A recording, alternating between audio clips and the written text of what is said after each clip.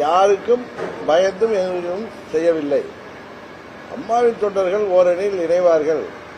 அதற்கு அம்மாவின் கட்சியைச் சேர்ந்தவர்கள் சரியான முயற்சியை செய்வார்கள், நடவடிக்கை எடுப்பார்கள் என்று பார்த்தோம். ஆனால் அவர்கள் துரோகத்தை தூக்கி தலையில் வைத்துக் கொண்டு ஊர் ஊராக தெரிவதை பார்த்தால் இதற்கு வழியே இல்லை.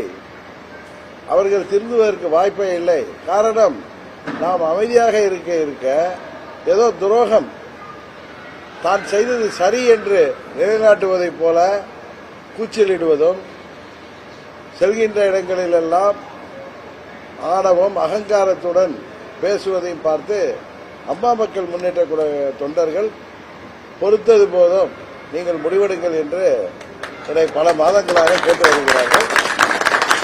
நான் பொறுமையாக இருந்தேன். உணர்ச்சி வசப்பட்டெல்லாம் அந்த முடிவு எடுக்கல. நிதானமாக யோசித்து எங்கள் நிர்வாகிகளும் தொண்டர்களுடன் கலந்து ஆலோசித்து நாம் எப்படி துரோகத்தை ஏற்றுக்கொள்ள முடியும். இந்த இயக்கம் தொடங்கப்பட்டதே ஒரு சிலரின் துரோகத்திற்கு எதிராகத்தான் இந்த இயக்கம் உருவாக்கப்பட்டது. ஆனால் அவர்கள் திருந்துவார்கள் அல்லது திருத்துவார்கள் என்று நம்பினோம். ஆனால் எந்த வாய்ப்பும் தெரியவில்லை. அதனால் நாங்கள் எங்கள் வழியில் செல்கிறோம்.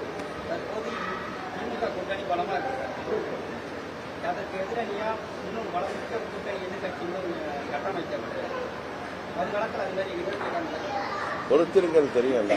டிசம்பர் வரை பொறுத்திருங்கள்.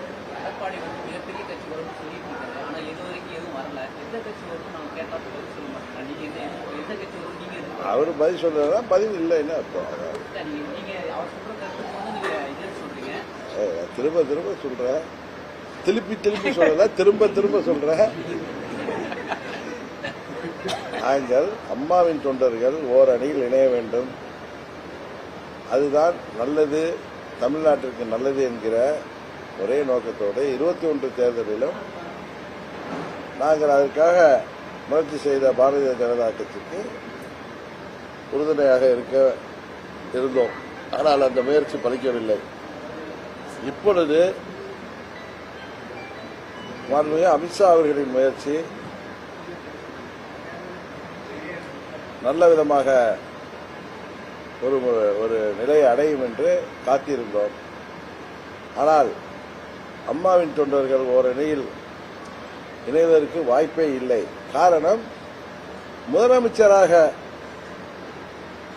தன்னை மார்த்தட்டிக் கொள்பவர்கள் தாங்கள் செய்த துரோகத்தை நியாயப்படுத்துகின்ற விதமாக தாங்கள் சரியானவர்கள் என்பதை போல ஊர் ஊராக சென்று ஆணவம் அகங்காரம் இதோடு கூச்சலிட்டு வருவதை பார்த்த பிறகு நான் அமைதியாக இருந்தாலும் சற்று காலம் பொறுத்திருந்து முடிவெடுக்க வேண்டும் இருந்தாலும் எங்கள் தொண்டர்களும் நிர்வாகிகளும் என்னை பார்க்கின்ற பொழுதெல்லாம் நான் யாரை எதிர்த்து இந்த இயக்கம் கண்டோமோ அவர்களை தோளில் தூக்கிச் செல்ல நாம் ஒன்றும் ஏமாளிகள் அல்ல, நல்ல முடிவெடுக்க வேண்டும் என்று சொன்னார்கள்.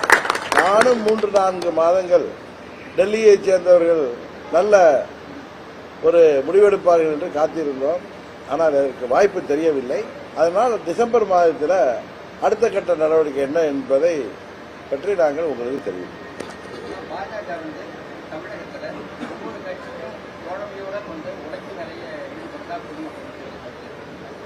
அதை பற்றி எனக்கு தெரியாது.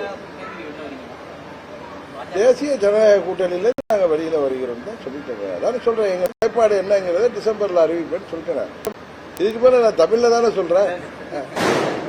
ஓகே.